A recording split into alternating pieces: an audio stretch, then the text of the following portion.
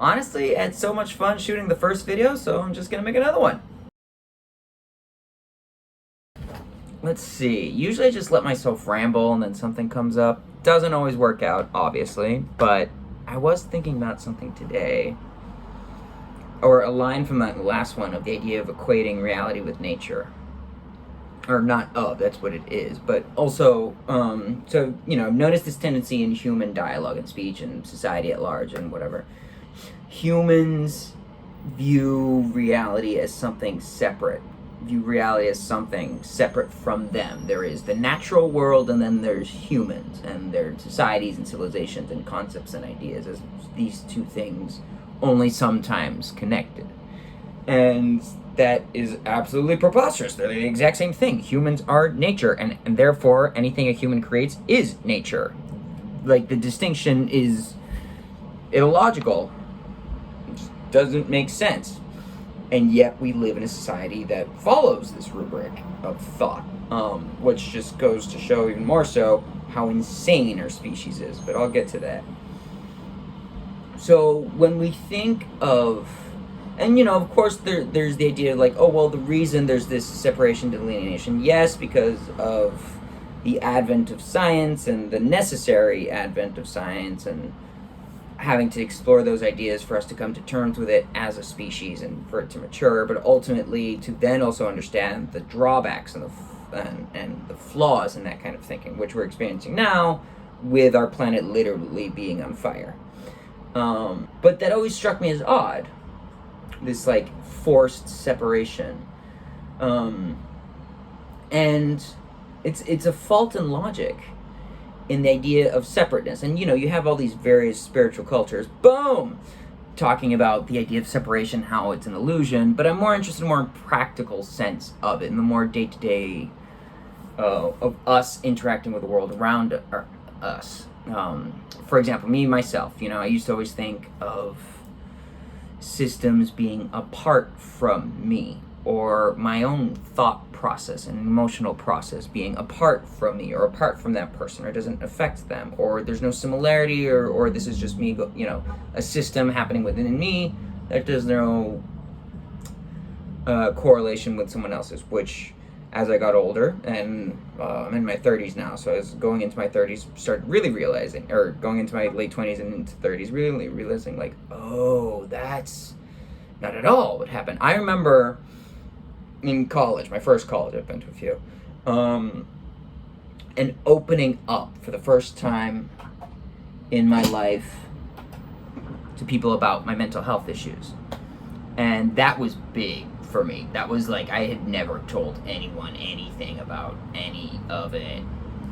And the reaction that I got, and I was meeting new people, I was having really positive interactions with people in a way I've never had before at that point in my life. And the reaction that I got is that people would tell me their issues and the difficulties they had in life. A truly powerful experience to have that. And that was like an awakener of like, oh my God, we're all going through this.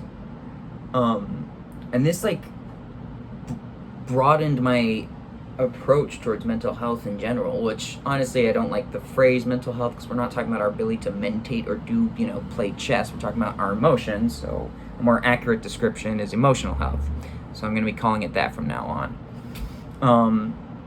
And just the idea that like, oh, we're all going through this, and if we're all going through this, then why are we pretending like we're not? Like, why is society set up like we all have to be cool, sane people? And yeah, obviously I'm aware of the cultural reasons for why that happened also, and the subconscious psychological dynamic fears of being crazy. But yeah, so I'd open up with people and they would tell me their stuff, and it was a beautiful way to connect. And from then on in my life, even at the young age, I was like 22, and not involved in the psychedelic community, not involved in organizing or mental health groups. Even then, I realized like, oh, I gotta go first. And that was an attitude and philosophy I've always held, and felt, especially in social situations, even if it's not about, even if it's just meeting new people, which I knew is like, the group, the dynamic just needs someone to go first, to be the icebreaker, and then everything else loosens up and everybody feels comfortable. And I've always noticed that. And if you're an introvert, I highly recommend going first, because everyone will be so grateful you spoke first that they'll never pick on you again. So, good challenge. But yeah, no, so I'd always go first, because when I go first, it gives permission for others to do so. It gives permission, it gives this psychological connect for people to go, oh, I can tell my story too. And then it makes them comfortable doing so. Even when I'm not in the mood for talking. And so that's something I wanted to be in this world, was I'll go first and share my story, share my pain and experiences. One, because it's cathartic for me, and I learn something I love storytelling because I learn something every new about the story. And I've always done this. Anybody in my friend groups will recognize this, but I talk about my problems a lot, not really because they're problems, but it's more for me to problem solve it's in the act that's doing it. But apart from that, yes, because it does make other people feel comfortable, because it does open up people to the idea that, like, oh, I'm not alone, I'm not the only one dealing with this, just like I was in college at 22. And to know you're not alone, and also gives you hope, because then that means there might be a solution. And there is a solution. Not an easy one, but nothing in life is easy. So I've come to understand, yes, through my spiritual journey and through encountering with indigenous cultures and their connection to the land,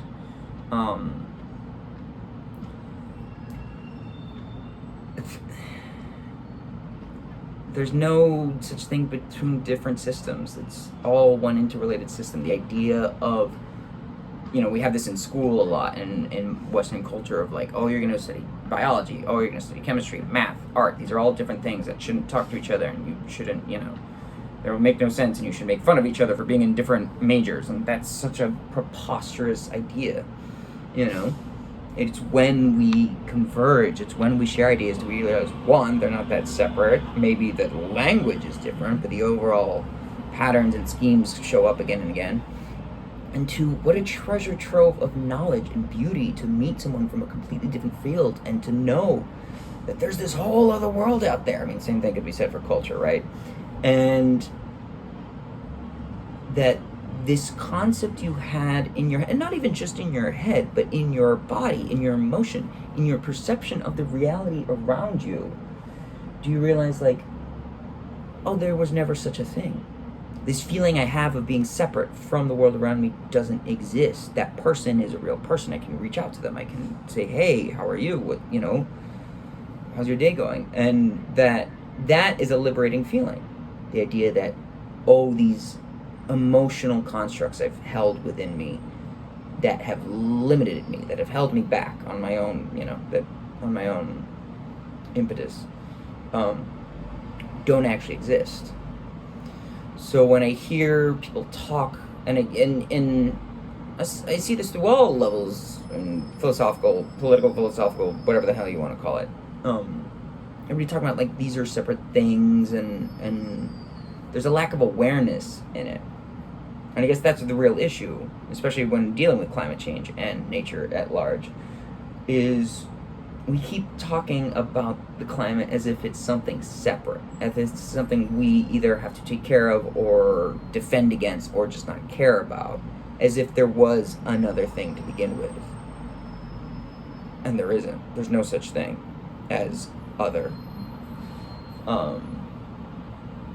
What happens in one field of industry or one field of knowledge or one concept or one geographical location has a knock-on effect on everything else. Everything is interrelated and connected. I'll go into chaos theory in a bit in some other video, but ooh, chaos theory. That's gonna be a good one. So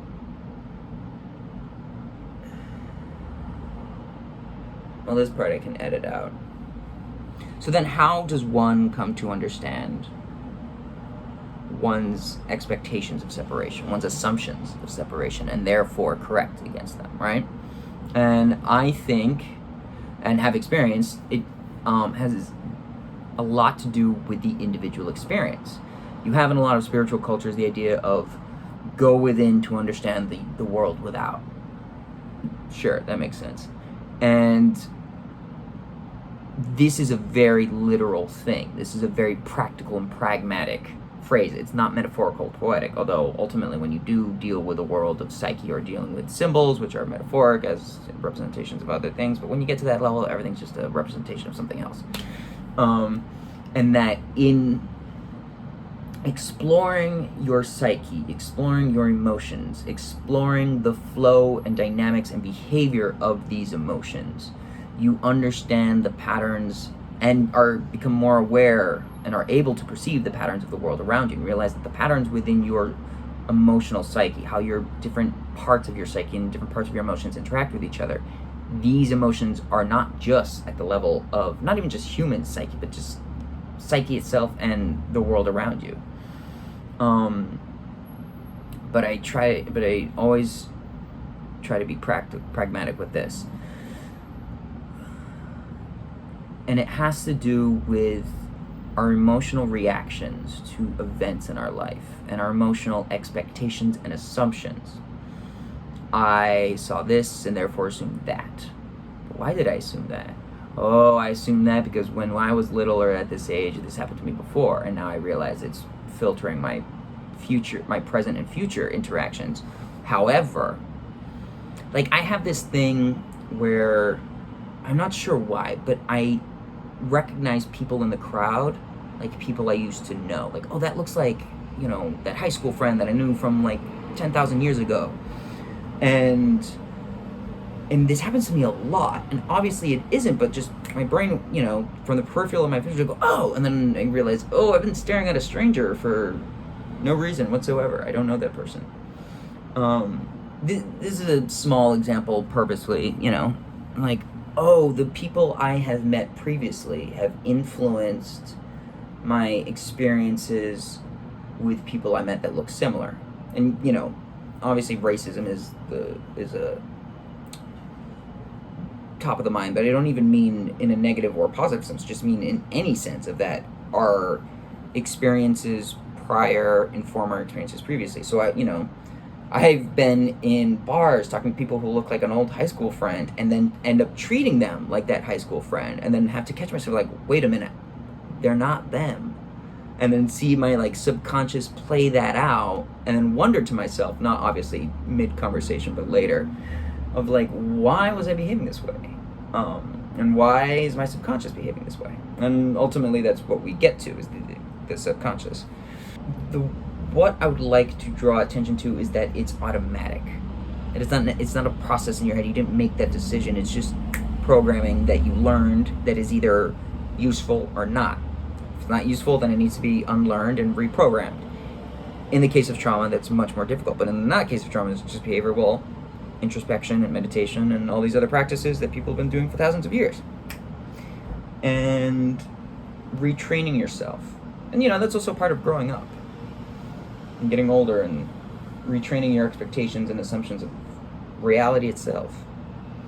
But yeah, so studying my subconscious, why did it act that way? Why do I feel this way? And I feel like there's always a story there. Because the subconscious, you need to understand that nature is efficient.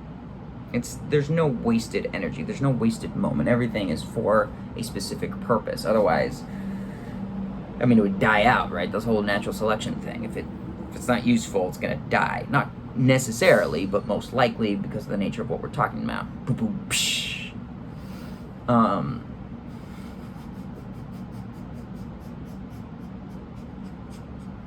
Hey, not bad, buddy. Yeah, the idea that pragmatic psychological levels can teach you about how to recognize how you view the world as separate. Oh, right. So you view your parts of yourself as separate. And this is how you come to terms with it. So when you dig into your subconscious, in the Jungian shadow, Carl Jung and the archetypical shadow, the idea that your subconscious is what relegates all the behaviors that you don't recognize itself, that you separate from yourself. But of course, they're not actually yourself. Your subconscious's job is to make sure you not just stay alive, but grow and evolve and become. And it is also a automatic process. It will not stop, it will not relent, because it is not only there for your benefit, it is you. It is the very fiber of your being. So no matter how much you hate that part of yourself, no matter how much you hate that behavior or the fact that you did that thing, it will constantly cycle back and back and back and back. And what you have is you have these two, you have your conscious mind, the person who identifies as I, and then your subconscious mind that you aren't aware of, thus the name, but is also more bodily and emotional. And I don't think that's always the case, but however, that's how you start off. And the goal is to reconnect with these parts of yourself that you've separated from yourself, that you believed the illusion that were separate from you. And this is painful and scary, yes, which is why, therapy's so hard. But when you do, and I'm in a phase in my life that I have connected with my darkness and realized, oh, that's not a bad thing. That's there to protect me. That's, it's ugly, it's gross, it's nasty. I don't want to look at it. Or I used to didn't want to look at it. But now, that's a part of me. It also has to do with, if we're thinking about the subconscious and the things we don't like, these are all past events. Or more accurately, younger versions of ourselves, and more specifically, our inner child, and our inner baby, and our inner toddler and teenager. And all these aspects of ourselves that were not equipped if they didn't live in a safe environment and or community or society as we modern humans face ourselves in right currently, is not equipped to protect themselves and defend themselves from an unhealthy society. And so when you negate your subconscious, when you negate the ugly aspects of yourself that you don't want to own, that you don't want to admit to yourself are a part of you, you're negating your inner child, you're negating your inner teenager, your inner toddler, and you separate yourself from different parts of yourself. So when you do the work and you do shadow work and you connect, not just intellectually, but emotionally, physically, when you feel the pain that you've been through, then you realize there was no separation. That there's no separation between you and this thing. And if you are able to do with the darkness within yourself, you can understand the darkness within others. And you cannot fault them for it, because you know how hard it is to be a living thing. That does not mean I condone any and every behavior, or that I allow it or excuse it, but I can understand it, and I can want to not diminish someone because of it, and rather see them, build them to fruition than blame them for it and punish them. Because, hey man, I've been there too. Maybe not in this lifetime, but who knows what I did in another lifetime. Who knows what any of us did. And the goal with explaining all of that is that the idea of understanding the illusion of separation is a felt experience.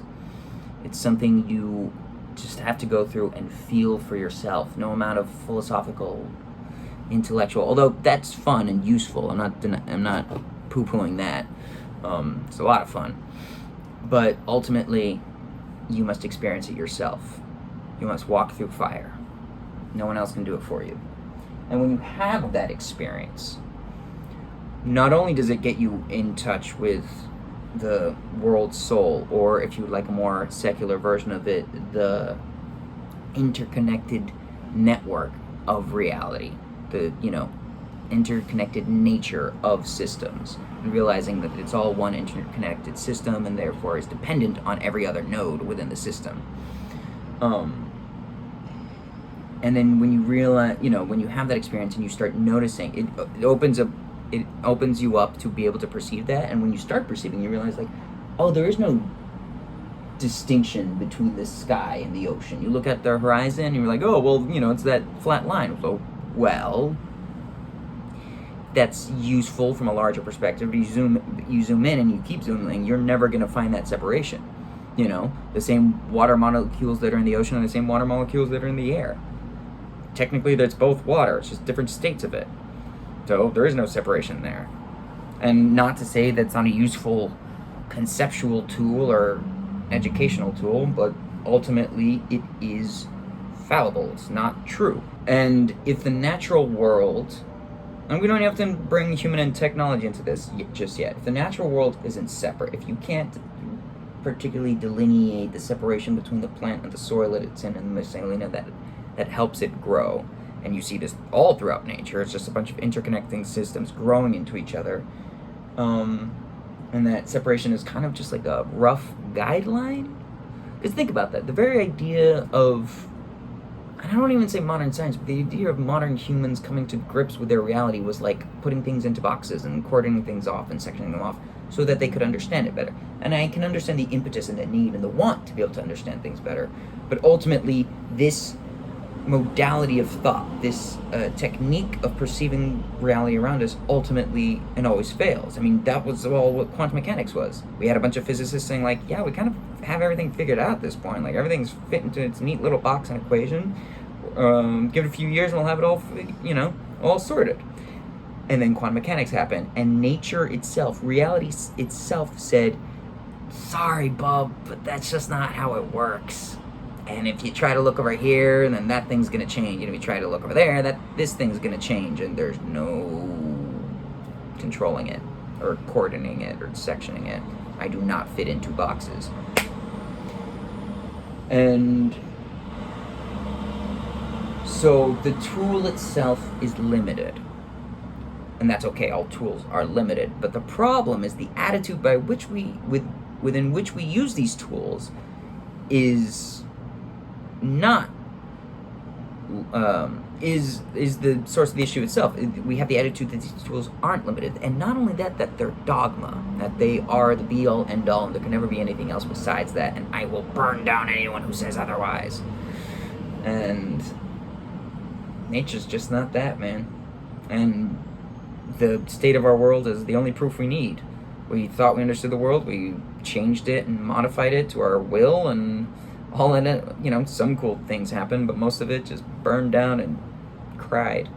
Understanding the unreality of separation is a very useful tool, not just for survival as a species on a planet, but even in your own life as a practical individual. And which is why when I talk about reality, I mean nature. And when I talk about humans and technology and civilization, I mean nature. There's no distinction. We humans have convinced ourselves for thousands of years that we're separate, that we're not animals, and we are. That was never not true. That will never not be true. And it's a good thing to be an animal. There's no shame in being an animal. We equate being an animal with violence and aggression and ability to control themselves. That's sometimes true. It's not always true. And I'm not just talking about human animals. Other animals can control their impulses. Other animals can learn. Other animals can feel. But my point is, there's nothing wrong with being an animal. Altruism, kindness, and compassion is also animalistic and comes from our animal mammalian background. So yeah, if you truly want to understand this world and the illusion of separation, go into the places you fear to enter and have compassion for your darkness, because darkness is just a scared little child who didn't know any better. Thanks for watching.